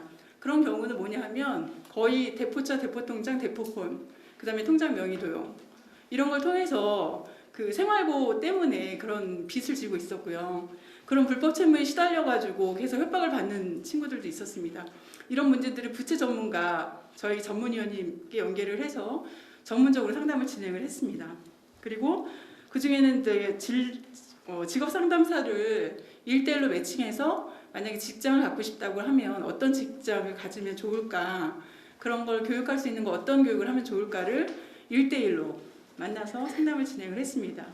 그리고 정리수납을 진행한 가정도 있었고요. 그리고 멘토링도 진행을 했습니다. 여기 사례 보시면 저희가 지원을 했던 사례인데요. 이거는 이제 초록우산과 같이 동행을 했기 때문에 아마 다 알고 계실 건데 저희가 만 15세, 만 16세 동거 커플이었습니다. 지금 저희가 찾아갔을 당시의 집 상황인데 이게 컬러가 아니어서 좀 잘 선명하게 보이지 않는데요. 이런 원룸에 정말 아이가 어디 있는지도 모를 정도로 저희가 아이가 어디 있냐고 질문했을 때 옆에서 이렇게 아이를 꺼내서 보여주는데 너무 다행이다. 그래도 아이가 너무 밝은 거예요. 생각보다 5개월 된 아이였는데 당시에 그랬는데 저희가 이렇게 집도 컨설팅을 해주고 그래서 그 사례 지원 후에 보면은 조금 그래도 괜찮은 아파트에 이사를 하게 되었습니다. 이렇게 지원을 하기까지 걸린 시간은 한 8개월 정도였어요. 네, 1분밖에 남지 않아서 제가 중요한 걸 제가 말씀 못 드릴까 봐 걱정이 되는데요. 우리가 지원했던 청소년 부모의 사례를 바탕으로 김민수 서울특별시의회 입법조사 담당관님의 발제문의 조례안에 대해서 몇 가지 말씀드리고자 합니다. 조례안 제2조 청소년 부모의 정의를 보면 한부모가족지원법에 지원을 받는 청소년 한부모를 배제하지 않았다는 것에 대해서 다행이라고 생각합니다. 지금 우리가 청소년 부모 정의에 청소년 한부모를 포함한 이유도 청소년 한부모의 경우에서 초기에 언급한 청소년을 둘러싼 문제들을 많이 가지고 있어서 청소년 한부모를 배제하면 안 된다고 생각을 합니다. 구조 1항의 임신 출산 지원은 매우 중요한 부분이라고 생각합니다. 청소년 부모가 임신 때부터 양육을 결정했다면 혹시 임신 중단이나 입양 혹은 양육을 결정했더라도 상담을 통해서 어려움을 해결할 수 있어야 합니다. 앞서 말씀드렸듯이 임신 중단과 입양의 경험을 한 청소년들이 재임신에 대해 상담이 들어가야 한다고 생각합니다. 제2호에서는 청소년 부모에 대한 학습 및 직업훈련 지원 사업 관련해서 학습 중단 청소년들에 대해서 선택지가 넓어져야 한다고 생각합니다. 현재는 검정고시, 방송통신, 중고등학교 편입학, 근데 이런 내용을 잘 모르고 있어요. 위탁대학 교육기관 등이 있지만 학점은행제 같은 그 제도에 대해서도 좀 고려할 수 있었으면 좋겠습니다. 제3호에서는 청소년 부모 가정에 대한 주거 지원 사업에 관련해서도 미성년자의 경우 신혼부부 전세 임대 제도를 활용할 수 있는데 본인 부담금 5%, 서울 경기 수도권의 경우 675만 원을 마련할 형편이 안 되기 때문에 여기에 대한 구체적인 대안이 있어야 한다고 생각합니다. 서울시에서 운영 중인 청소년 부모를 위한 지원주택도 고려해 볼 수 있지 않을까 싶습니다. 그래서 만약 청소년 부모 가정지원센터를 둔다면 청소년 부모에 대한 지원 경험이 풍부한 민간에게 위탁하는 것도 고려해 볼 수 있으리라고 생각합니다. 마지막으로 저희가 청소년 부모에 대한 고민을 하면서 민간단체인 사단법인 B2B와 위기임신 출산 가이드를 만들고 있습니다. 이 위기임신 출산 가이드는 저희가 경험했던 사례를 그 페르소나로 규정을 하고 그 과정에서 저희가 어떤 지원을 했는지, 그 자원은 어디서 끌어왔는지, 민간 자원은 무엇인지, 정부 자원은 무엇이 있었는지를 정리를 했고 거기서 필요한 자원은 무엇인지를 지금 정리를 하는 상황에 있습니다. 이런 가이드가 만약에 표준화된 가이드가 나온다면 어디에서 어떤 사람들이 청소년 부모를 상담한다 하더라도 그들이 조금 촘촘하게 지원을 받을 수 있을 거라고 생각합니다. 이후 결과가 궁금하시다면 저희 한국미혼모 지원 네트워크의 활동을 지켜봐 주시고 청소년 부모에 대한 관심이 계속 이어졌으면 좋겠습니다. 고맙습니다. 얼마나 알려드리고 싶은 사안과 사례들이 많으시겠어요. 여러분들 잘 모르시는데 어마어마한 사례들이 있어요. 얼마나 제도와 이 지원들이 답답한지 몰라요. 이 말씀을 이제 국장님께서 힘주어서 말씀해 주셨다는 생각이 들고요. 제가 각 구에는 여러분들 잘 아시겠지만 우리가 어릴 때 갔었던 동사무소와 달리 동지원센터라고, 동주민센터라고 해서 사회복지 담당자들도 대폭 증원되었고요. 방문간호사들도 여러 명입니다. 그리고 동주민센터 앞에 보면 찾아가는 마을 서비스, 동주민센터에서 차도 별도로 저희가 서울시에서 지원다고 했는데 이런 거예요. 계속해서 이제 저희가 고민되는 게 분절적인 이런 서비스로 되는 걸 넘어서야 되는 거예요. 고민이 있으면 거기 가면 원스톱으로 상담을 다 해줄 수 있어야 되는 거고 지역에 자원이 없지 않아요. 제가 볼 때. 물론 우리 동주민센터나 이런 곳에 계시는 분들의 일이 논다, 한가하다 이런 말씀을 드리는 게 아니라 저희가 IT 강국 아닙니까? 대한민국의 웬만한 자산은 다 잡힙니다. 현찰로 따로 인출하여 장판 밑에 숨겨놓거나 금고에 넣어놓는 상황이 아니면 다 잡혀요. 그래서 이제 각 사례 관리를 하시는 분들 보면 수급자도 뭘 가서 일일이 조사하는 게 아니라 전산에 등록되어 있는 거 보면 쫙 보면 이제 아는 거고요. 그러면 이제 필요한 서비스에 대한 매뉴얼이 나오는 거예요. 그러면 실제 꼭 청소년이라고 해서 혹은 나이가 아직 안 된다고 해서 다른 서비스, 그러니까 거기서 규정하고 있는 서비스가 없어 이렇게 안내 되거나 해서는 이제 안 되겠다 이런 생각이 들고요. 그리고 구청에서도 통합사례팀이 있어요. 또 구청에도. 그래서 강북구만 해도 제가 알기로는 팀이 2팀이에요. 한 팀마다 거의 10명 가까운 팀들이 있고 그분들은 전산 자료 보고 사례 관리하는 거거든요. 가서. 그래서 그것이 반드시 꼭 수급자이거나 거기서 규정한 것만 지원하기 위한 활동이 아니라 누구나 그 동네에 사는 사람의 연령대가 누구든지 간에 묻거나 상의하면 가서 이렇게 어떤 지원이 필요하답니다. 어떻게 신청하시면 되니 제가 안내해 드릴게요. 이렇게 돼야 되지 않겠습니까? 그래서 그렇게 될 수 있도록 하도록 하겠습니다. 다음은 기대 잘해야 돼요. 부담 갖지 말고 잘하라는 게 말이 안 돼. 사실은 천천히 적당히 빨리 막 이런 것처럼 말이 안 되는 건데 전 이제 성아 씨의 이야기를 기대하며 들어볼 텐데요. 네, 우리 청소년 부모 당사자 나오셨는데 우리 김성아 씨께 격려의 박수 부탁드리겠습니다. 안녕하세요. 저는 18개월 아들을 키우고 있는 22살 엄마 김성아입니다. 제가 이 자리에 나온 이유는 저와 같이 이른 나이에 임신을 하거나 이미 아이를 낳고 사는 가족들이 아이를 낳고 키우는 데 있어서 조금이라도 더 키우기 좋은 세상이었으면 하는 바람으로 이 자리에 나오게 되었습니다. 지금의 시어머님 집에서 동거 아닌 동거를 하게 되었습니다.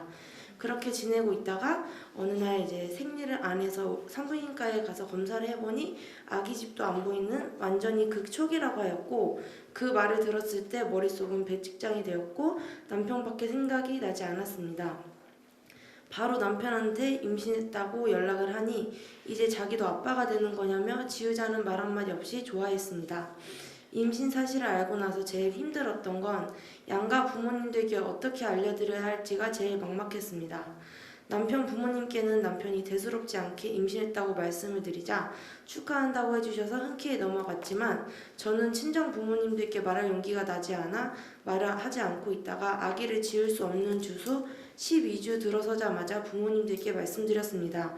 친정엄마의 반응은 처음에는 네가 하고 싶은 대로 하라고 말씀을 하시다가 나중에는 지우고 계획하에 다시 아기를 가지는 건 어떻겠냐라고 하셨고, 친정아빠는 제 남편한테 연락을 해서 아기를 낳으면은 연을 끊을 거다라고 전하라고 하셨습니다.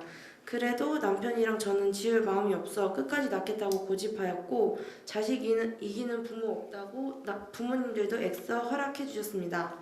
임신 사실을 알고 2주 뒤 산부인과에 가서 아기 집을 확인하였고, 병원에서 출산 의료비 지원 신청서를 주셔서 알아보다가 집 근처 롯데백화점 고객센터에서도 신청이 가능하다고 하여 직접 가서 국민행복카드를 신청하였고, 저는 임신 당시 만 18세였기 때문에 청소년 산모라 기본으로 60만 원 받는 바우처 말고도 추가로 120만 원이 더 들어왔었습니다. 180만 원이라는 큰 금액의 바우처는 나중에 아기를 낳고 아기가 병원에 다닐 때도 사용할 수 있어서 정말 좋았습니다. 저는 산부인과 다니면서 초음파나 임산부 검사하는 것과 아기를 낳고 입원비며 이것저것 다 해서 180만 원 중 160만 원 정도 쓰고 20만 원 정도 남았었습니다. 그걸로 아기 병원도 다니고 처방해주는 약도 약국 가서 결제했었는데 어느 날부터 약국에서는 사용이 안 된다고 하여 10만 원이라는 금액이 남았고, 쓰는 기간이 지나 자연적으로 소멸되었습니다. 아기를 낳고 나서 저희는 경제적인 여유가 없어 산후조리원도 못 가고 친정어머니 집에서 한 달 정도 몸조리를 한 뒤 원룸에서 아기를 키우기 시작했습니다. 그렇게 아기를 원룸에서 지내다 남편이 외국인이라 비자를 따야 해서 아들이랑 남편이랑 셋이 외국에서 한 달 정도 살고 있다가 남편이 비자 나오는 데에 시간이 많이 걸려서 아들이랑 저만 먼저 한국에 오게 되었고, 경제적 어려움으로 친정집에 3달 정도 얹혀 살 수밖에 없었습니다. 친정엄마 집에 얹혀 살면서 당장 쓸 돈이 없으니 친정엄마한테 도움을 받으며 지낼 수밖에 없었고, 그러다 보니 엄마와 다투는 날이 많아지게 되었습니다. 그래서 엄마에게 이제 300만 원을 빌려 반지하에 있는 투룸 월세방을 구했고, 아기가 6개월 때부터 어린이집에 맡겨놓고 일을 하기 시작했습니다. 코로나 때문에 비행기가 뜨지 않아 못 오고 있던 남편이 3달 만에 한국으로 돌아왔지만 해외 입국자는 2주 자가격리를 해야 했고, 제가 일을 하며 생계를 유지하고 있었습니다. 아무리 포기하고 싶어도 아기가 있어 책임감을 떨쳐내지 못하며 아기 때문에 어떻게든 돈을 벌며 살아가고 있던 와중에 한국 미혼모 지원 네트워크에서 연락이 왔었습니다. 처음에는 나를 어떻게 알고 연락이 왔을까라는 생각을 했었는데, 예전에 한번 어린 엄마들 상대로 설문조사를 하는 게 있었는데 그걸 참여한 적이 있었던 게 생각이 났고, 그걸 통해서 연락이 온 거였습니다. 그렇게 담당 선생님이랑 연락이 닿게 되었고, 남편이랑 저랑 선생님 두 분과 만나서 고민도 다 털어놓으며 하고 싶은 것이나 앞으로 필요한 것들에 대해서 이야기를 나눴습니다. 남편은 하고 싶은 일을 하려면 운전면허를 따야 하는 상황이었는데 경제적으로 여유가 없어 운전면허를 따지 못하고 있는 상황이라고 말씀을 드렸더니 운전면허도 지원해 줄 수 있는지 선생님들이 최대한 알아봐 주신다고 하셨습니다. 그러고 며칠 지나지 않아 초록우산 어린이재단과 함께하는 청소년 부모 지원 사업을 통해 운전면허 학원을 지원해 줄 수 있다고 연락을 주셨고, 남편은 바로 면허학원에 등록할 수 있었고 열심히 배워 운전면허를 따서 남편이 하고 싶던 일에 취직을 할 수 있었습니다. 면허학원 지원 말고도 가족사진 지원이 있길래 여쭤보았더니 가족 사진도 지원해줄 수 있다고 하셨습니다. 그 당시 우연이었던 건지 제 아들이 태어난 지 1년이 다 되어서 기념으로 돌 촬영을 찍어주고 싶었는데 역시나 경제적으로 여유치 않아 어떻게 해야 될지 매일같이 남편이랑 상의하면서 말다툼으로 번져 항상 기본만 사하고 끝났었던 시기였습니다. 근데 선생님이 지원해 주신다고 하셔서 무사히 돌 촬영도 이쁘게 잘 찍을 수 있었습니다. 이뿐만 아니라 아기 계열수에 맞게 필요한 아기용품이나 생필품들도 지원해 주셨고 이른 나이에 아이를 낳아 키우다 보니 남편과 저에게 자유라는 게 없었고 맞벌이에 육아 때문에 둘이서 놀러가는 건 상상도 못 해봤었는데 선생님 덕분에 아이돌봄도 지원받고 놀이공원 표도 지원받아 재미있게 놀다 올 수 있었습니다. 최근에는 아이가 점점 더 커가면서 주거환경 때문에 고민이 많았습니다. 반지하에 좁고 벌레도 많이 나와 아기한테 쾌적하지 못하여 LH 신혼부부 전세임대를 알아보고 있었는데 이것도 보증금 최대 675만 원이 필요하다고 하여 돈을 모으기 전까지 이사는 꿈에도 생각 못하고 있던 찰나에 선생님께서 도움을 줄 수 있게 알아봐 주신다고 하셨고 다른 연계된 지원단체에서 지원해 줄 수 있다고 하셔서 연결을 해주셨습니다. 저희 부부는 제일 힘들었던 시기에 한국미혼네트워크와 초록우산 어린이재단을 알게 되었고 많은 도움을 받을 수 있었습니다. 만약 이런 지원 사업이 있다는 걸 몰랐으면 저희 부부는 이렇게까지 높이 올라오지 못하고 힘들었던 그때처럼 그 자리만 계속 맴돌았을 것입니다. 저와 같은 상황이거나 저보다도 더 힘든 상황에 처해 있는 어린 젊은 부부나 미혼모 또는 한부모 친구들도 많을 것입니다. 벌써 제 주변에도 이런 부모들이 꽤나 있습니다. 하지만 이런 부모들을 위해 지원해 줄 수 있는 지원 사업이 마땅히 있지 않을 뿐더러 제가 알고 있는 단체들은 사람들이 쉽게 접할 수 없어 더욱더 모르고 있는 사람들이 많습니다. 많이 알려진 저소득층들이 신청할 수 있는 기초수급이나 차상위 계층 같은 지원처럼 임산부나 이른 청소년 부모들을 위한 지원도 생겼으면 좋겠습니다. 제가 임신을 하고 아이를 낳고 키우면서 어려움을 겪었던 상황들은 수없이 많았습니다. 임신을 하면 나라에서 기본적으로 임신 출산 의료비 지원이라고 해서 국민행복카드로 60만 원이라는 금액을 산부인과나 소아과에서 쓸 수 있습니다. 제가 임신했을 당시 발급받았을 때는 약국도 사용이 가능했었지만 어느 순간부터 약국에서는 사용이 안 된다고 합니다. 약국에서도 유용하게 쓸 수 있어 정말 좋았는데 갑자기 사용이 안 된다고 하여 많이 아쉬웠습니다. 다시 약국에서도 사용이 가능해졌으면 정말 좋겠습니다. 그리고 저는 임신 당시 만 18세 청소년 산모였기에 120만 원이라는 금액을 추가적으로 받아 총 180만 원의 금액을 받을 수 있었습니다. 하지만 만 19세이면 고작 21세 생일 지나기 전까지만 지원을 받을 수 있습니다. 성인이 되자마자 일을 할 수 있는 나이가 된다고 해서 자리를 잡는 것이 아닌데 왜 만 19세까지만 청소년 산모를 인정하여 지원을 받을 수 있는지 아무리 생각해봐도 이해가 되지 않았습니다. 저는 이 청소년 산모 지원을 만 19세가 아닌 만 24세까지 지원을 받을 수 있도록 폭을 늘렸으면 좋겠다고 생각합니다. 120만 원이 누구한테는 작은 돈일 수 있지만 저처럼 이른 나이에 아무 준비도 없이 임신 사실을 알거나 경제적으로 많이 힘든 시기에 갑작스러운 경우로 아이가 찾아오는 이른 부모들에게 120만 원을 더 지원해준다면 많은 도움이 될 것이라고 생각합니다. 이것 말고도 주거 지원, 아기용품 지원, 혹은 저소득층을 위한 공공근로가 있는 것처럼 이제 막 성인이 되어 모든 면에서 안정적이지 못한 상황에 아기를 낳고 살아가야 하는 부모들에게도 주거환경이나 아기용품을 사용할 수 있는 바우처 지원이나 아기 때문에 일을 할 수 있는 시간이 제한되어 있는 부모들을 위한 일자리도 만들어줬으면 좋겠습니다. 저소득층이나 장애인, 노인, 다문화, 임산부 등 나라에서 지원해주는 사업은 정말 많지만 정작 도움이 필요한 이른 나이에 임신을 한 부모는 어떠한 지원도 제대로 받을 수 없다는 게 참 안타깝습니다.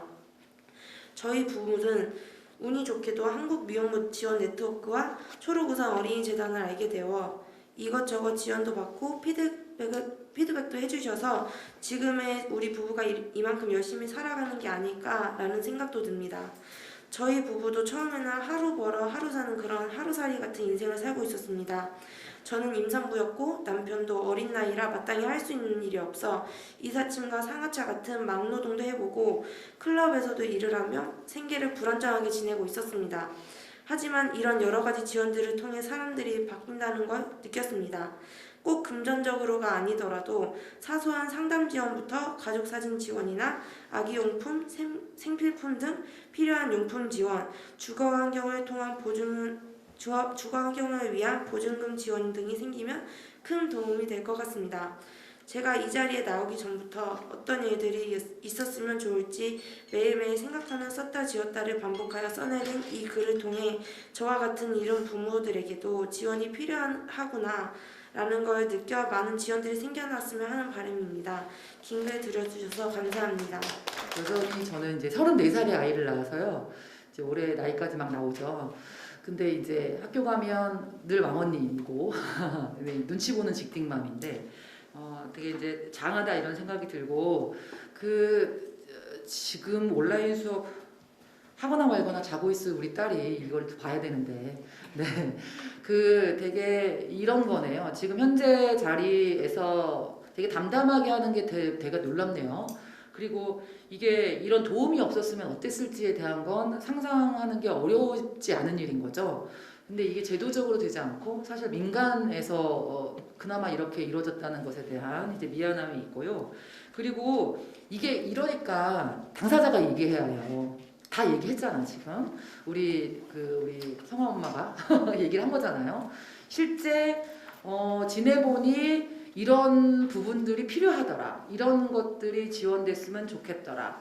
이런 것들을 찾아와서 저렇게 양 기관에서 하고 있는 이 사업에 들어가기 전까지 들어왔으니까 여기까지 있는 건데 어느 누구도 찾아서 살펴주지 못한 거잖아요. 그래서 거의 우리가 오늘 한 토론회의 목적과 향후 어떤 일을 해야 할지까지 말씀을 너무나 잘해주셔서 상당하군요.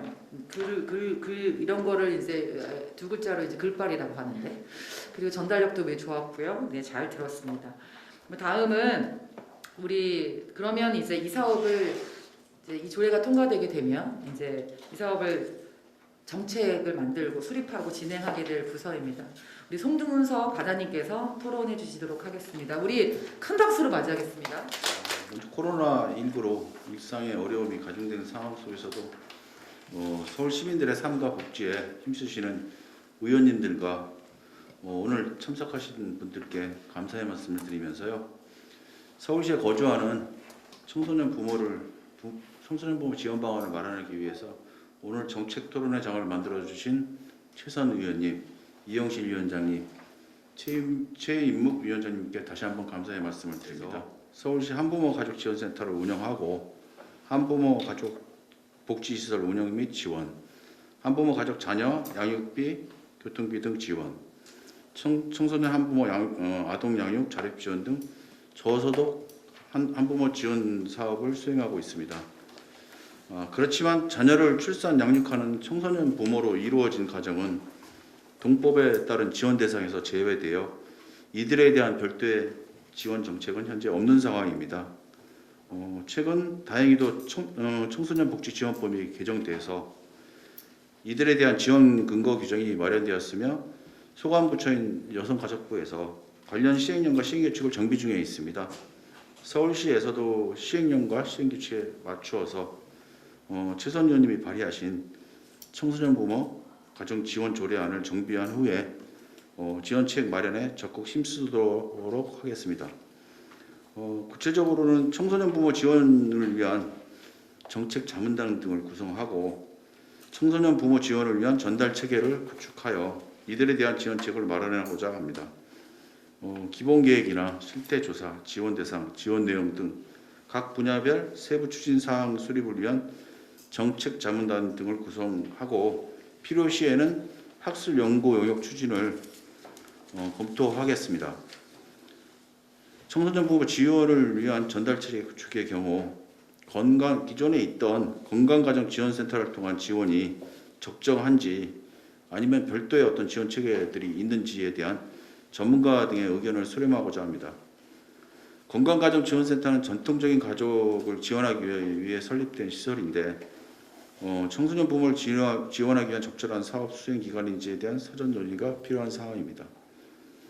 1인 가구 지원의 경우에는 건강가정지원센터 내 1인 가구 지원센터를 설치해서 지원하고 있어서 이와 유사한 전달 체계를 구축하는 것에 대한 사전 논의를 가져야 될 것으로 판단됩니다.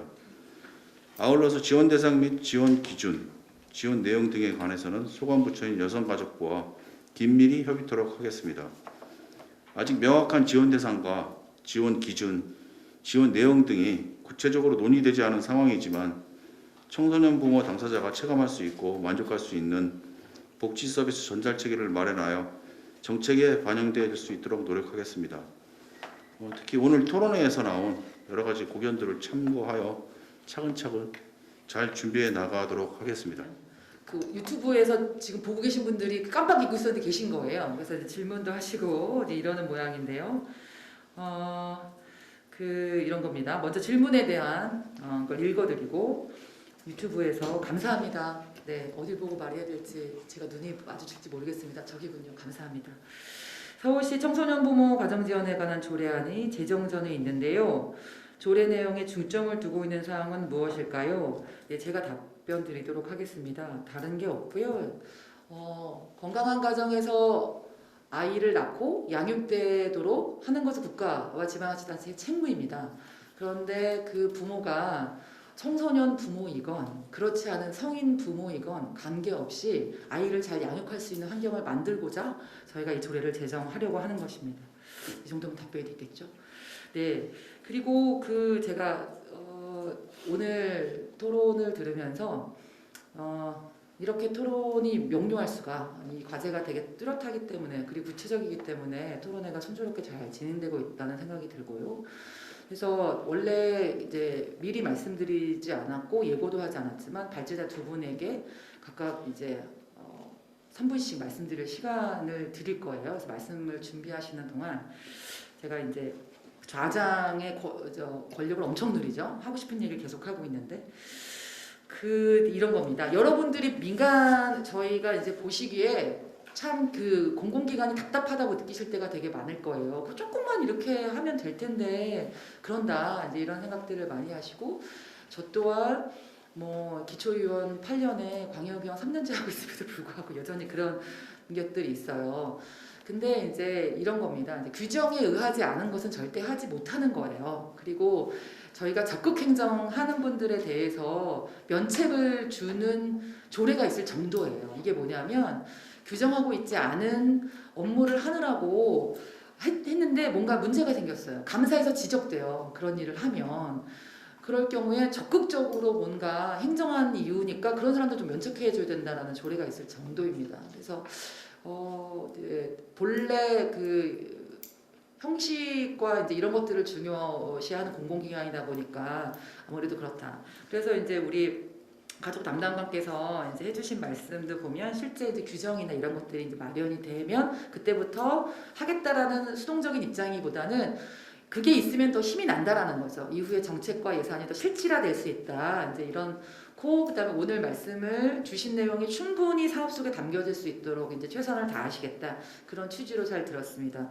그리고 아울러 저희가 조례안에 담겨져 있는 기본 계획이나 그다음에 이제 실태 조사하고 그다음 이후에 이제 위원회 꾸릴 때 저는 현장에 계신 분들이 적극적으로 그 위원회에 들어가서 이제 의견들을 개진할 수 있도록 하는 것까지를 포함해서 우리 보건복지위원회에서 다뤄주실 것으로 봅니다. 예, 그럼 오늘 발제를 해주신 두 분이 계시잖아요. 조례안과 관련해서 만들었다고 들었습니다. 이 조례의 아빠. 네, 우리 조사관님부터 해서 말씀 들어보도록 하겠습니다. 오늘 주신 말씀들을 잘 유념해서 의원님께서도 많은 고민을 하시겠지만 저 역시 의회 입법조사관으로서 좀 미약하게나마 힘이 될 수 있도록 적극 검토할 수 있도록 하겠습니다. 입법의 특성상 세부적인 것들을 반영하기 어려운 점이 좀 있습니다. 그래서 좀 어떤 주거 지원이라든가 하는 포괄적 내용으로 규정할 수밖에 없는 점을 좀 아쉽게 생각하는데요. 그럼에도 불구하고 수혜자 입장에서 뭐가 필요한지에 대한 좀 생각을 깊이 해서 좀 추후 조례안에 대한 내용을 좀 수정할 수 있는 기회가 주어진다면 거기에 적극 반영할 수 있도록 하겠습니다. 그리고 아까 제가 발제제도 잠깐 말씀을 드렸는데 사실 조례안을 입법하거나 이제 어떤 사업을 시행할 때 사실 저희가 참고할 수 있는 롤모델이 있으면 매우 좋습니다. 그러니까 타 지자체라든가 이런 데서 사업을 할 때 사업을 함에 있어서 뭐가 부족했고 뭐가 미흡했으며 앞에 뭐를 좀 개선했으면 좋겠다라는 게 좀 나와 있으면 저희한테 좋은 사례가 될 수 있을 것 같은데 아직까지 그러한 사례가 미흡하기 때문에 저희 역시 조금 처음에 기대하시는 것보다 부족할 수는 있을 것이라고 생각됩니다.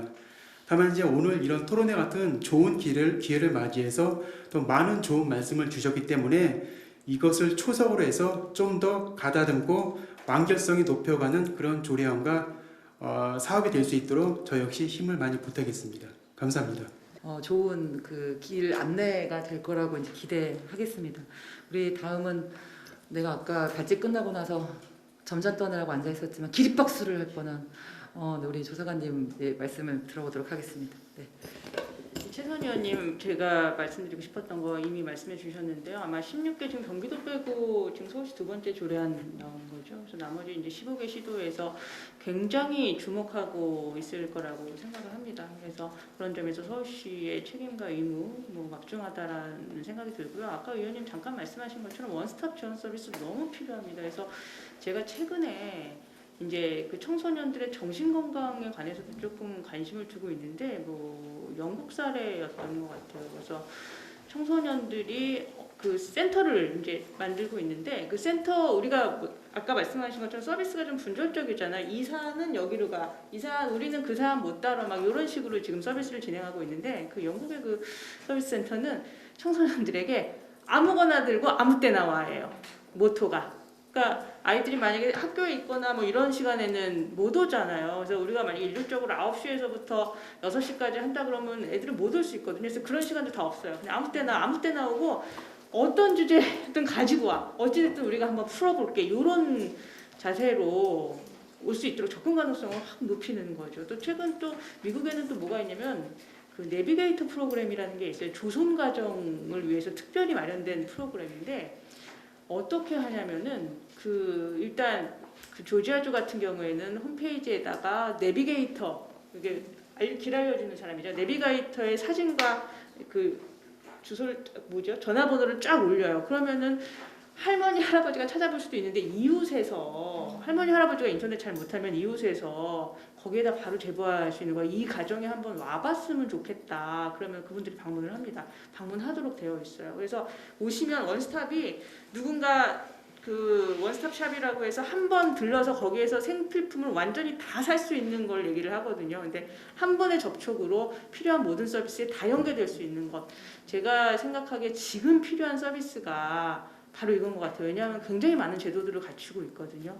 그래서 이 제도들을 적시에 연결해 줄 수 있는 이런 굉장히 지금까지 없었던 그런 것들을 서울시에서 한번 제안해 주시면 대한민국이 굉장히 빠르지 않습니까? 청소년복지지원법 개정되는 거 보고도 좀 깜짝 놀랐어요. 굉장히 빠른 속도로 현실을 개선할 수 있기 때문에 서울시에 거는 기대가 최선 의원님께 거는 기대가 매우 크다라는 말씀을 다시 한번 드리면서 마무리하도록 하겠습니다. 혹시 질의응답하실 분 계시면 손을 들면 저희가 마이크를 가지고 말씀하실 수 있도록 하겠습니다. 혹시 질문하실 분 손. 작년도에 국회에서 한민숙 조사관님하고 같이 그때 발제를 했었고 그 이후에 청소년 부모에 대해서 더 관심이 생겨서 2003년도에 사실은 일본 문부성에서 한국하고 일본하고 조사를 했던 자료가 있었어요. 그래서 이미 나와 있는 것을 2차로 분석을 해봤습니다. 그때 재밌는 게 있었던 게 뭐였냐면 미혼모들을 대상으로 조사를 했는데 그들이 임신했을 때 옆에 남자친구가 있었다라는 응답이 있고요. 그 다음에 출산하고 나서 남자친구 집에서 같이 살았다. 그리고 나서 독립해갖고 또 같이 살았다라고 하는 수치가 있는데 그 수치가 점점 줄어드는 겁니다. 그래서 결국은 미혼모가 되었던 그런 결과를 발견할 수 있었어요. 그래서 청소년 부모를 지원한다는 것은 어쨌든 파트너십을 가지고 있는 양육이나 돌봄의 어떤 대상이 같이 있다는 거고 그런 역할을 같이 하게 됨으로써 어떤 공동체 또는 소속감을 느끼면서 우리 자녀들을 잘 키울 수 있다고 생각하기 때문에 서울시의 청소년 부모 지원 정책 토론회 또는 조례 만들어지는 걸 보면서 아까도 허민숙 조사관님하고 굉장히 빠르게 진행돼서 정말 반갑다라는 말씀을 드렸고요. 다른 연구들을 다 같이 통해서 봤을 때 고민이 되는 게 뭐가 있었냐면 청소년 한부모든 청소년 부모든 나이가 어리기 때문에 학업을 다 마치지 못했는데 취업 교육을 시킬 것이냐 학업을 시킬 것이냐 라고 하는 것이 고민 지점이 되겠더라고요. 그랬을 때 학업이 저는 우선이라고 생각을 합니다. 왜냐하면 취업 교육만 갔을 때는 그게 지속되지 못할 가능성이 있어요. 그런데 또 연구 결과에 보면 중졸인 경우와 고졸인 경우를 비교해 보면 자기 긍정성이라든지 사회에 대한 바라보는 시각 같은 것이 훨씬 더 성숙되어 있기 때문에 문제 해결 능력이 더 뛰어나다라는 결과를 확인할 수 있었습니다. 그래서 여러 고민 지점이 뭐 주거나 다 있겠지만 저는 일단 청소년 부모다 그러면 자격증을 국가 자격증을 딸 수 있는 기본인 고등학교 졸업은 반드시 시켜주고 그 기간 동안에 생활비가 지원이 되어야 한다라는 게 필수라고 생각을 합니다. 그래서 오늘 너무 반갑고 기쁜 날이라고 생각합니다. 반갑습니다. 저희가요, 노동자 관련해서도 이제 벌어먹고 사는 유형들이 많잖아요. 옛날처럼 공장에 출근하고 퇴근하고 야근하고 이런 거 말고도 요즘에는 배달하시는 분들도 되게 많으시고 해서 이 노동자들의 다양한 그 업무 형태에 따라 어려움들이 많은데 지원 조례를 막 만들어요. 그 지원하는 것에 대해서 요만큼도 반대하지 않고 더 많이 지원할 수 있으면 좋겠다라는 심정으로 조례도 만들고 심의하는데 문제는 필수 노동자, 플랫폼 노동자 언제까지 이렇게 분절적으로 조례를 만들 거냐에 대한 고민이 계속해서 조례를 심의할 때마다 있습니다. 마찬가지예요. 저희가 얼마 전에 우리 이제 자주 초록우산이랑 하여튼 뭐 할 때마다 우리 만나는데 아동 관련해서 교통 안전할 때도 만나고 주거권 할 때도 만나고 이제 오늘도 만나는데 언제까지 이렇게 분절로 해서 요거 조금 해주고 요거 조금 해주고 대상자들 한정적인 이 정책을 할 거냐에 대한 물론 필요하지만 그걸로 끝나서는 안 되겠다는 생각을 다시 한번 하고요. 한 사람이 태어나서 건강하게 제 예를 꼭 드는데 저는 영세민 출신인데 세금 내잖아요.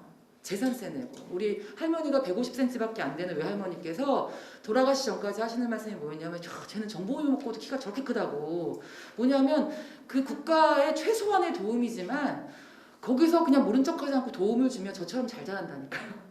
그래서 사실은 그냥 마을이건 그다음 국가건 이 도움을 줄 수 있는 시스템을 건강한 사람으로 사회에 이바지하고 기여하는 사람으로 키워내야 하는 숙제가 있는 거예요. 근근히 살게 하지 않고. 그래서 그런 전반에 대한 고민들이 오늘도 아주 깊게 되는 자리였고요.